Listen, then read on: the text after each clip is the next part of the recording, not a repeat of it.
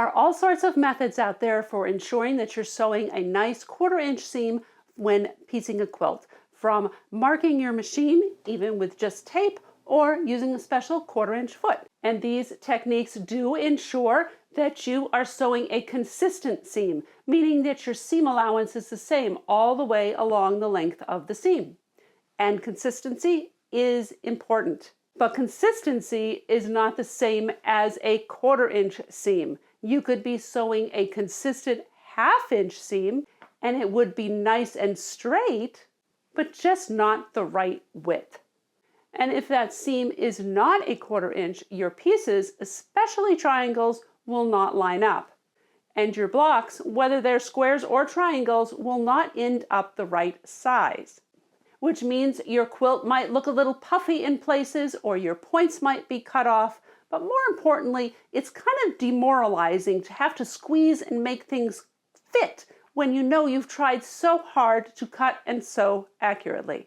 But how picky do you have to be? What if it's just a teeny little bit off? It doesn't take much. A seam allowance that is just 1/32 of an inch off will then result in a seam that is 1/16 of an inch off, because there's 1/32 on either side of the seam.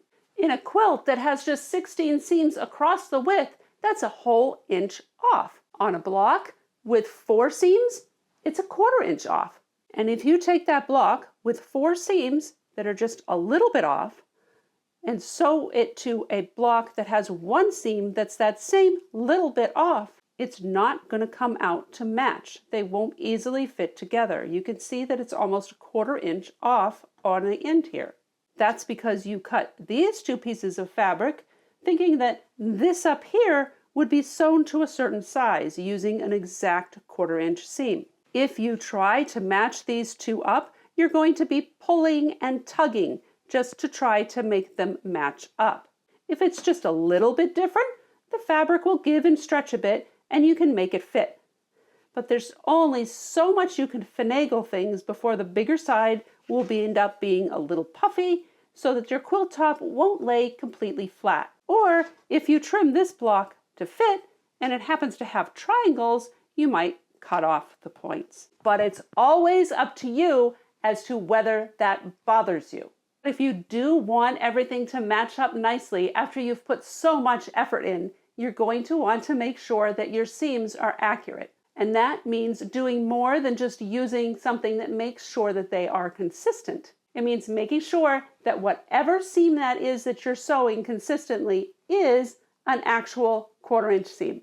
Your first thought might be, I'll just measure that seam and see if it is a 1/4 inch. But I'm going to go a little deeper than that.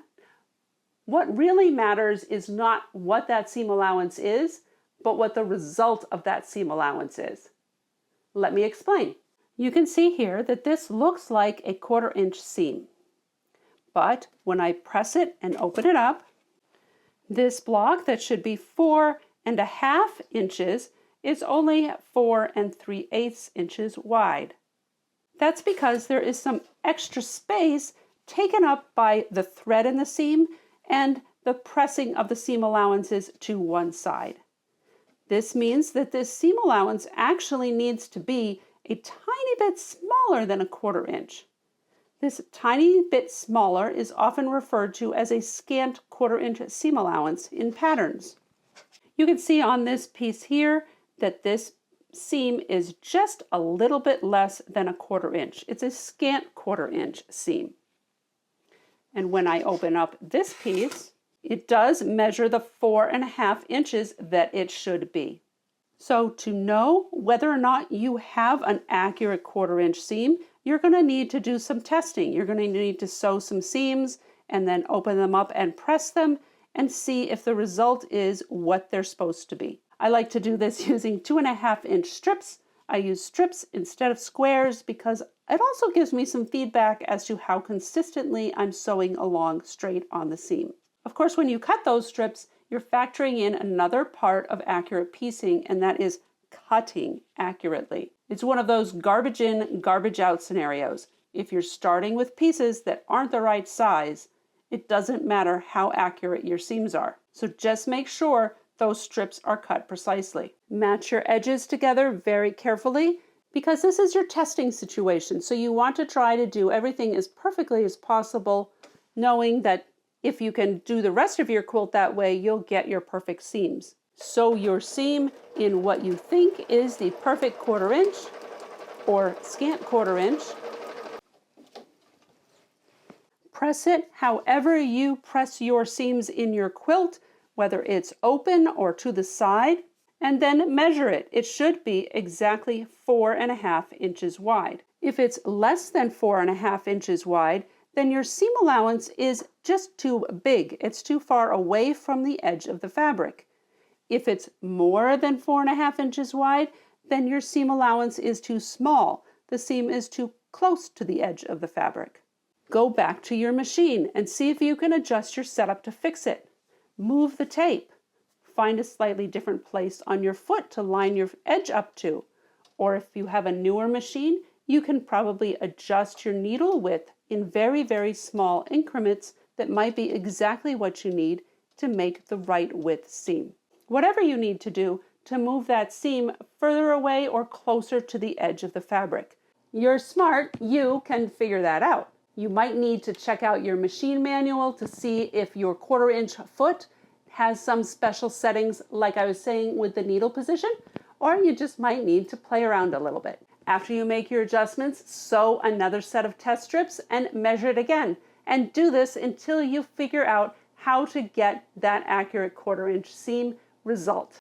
And now the next part is that you need to do this before you make every quilt. Why every quilt? How you press, what thread you're using, your fabric, whether it's thick or thin, all matter in that seam. They all give different results in how that seam is pressed and how much space is taken up by the seam. Plus, it's a good reminder that you're here to have fun and relax and take your time and delve into the puzzle and fun and challenge that is piecing a quilt top. Instead of just letting yourself think it's a race that you have to pump out this quilt as soon as you possibly can. You won't always succeed, and that's totally expected. The goal is just to enjoy yourself and see this as a fun challenge against yourself, your past self, and not anyone else. Just like anything, the best way to get better is to just keep on trying, letting the not perfects be part of a puzzle so that you don't get discouraged. That way, you can keep on getting intentional practice and your piecing will get better and better with every quilt. Just remember to have fun because it's all about happy sewing.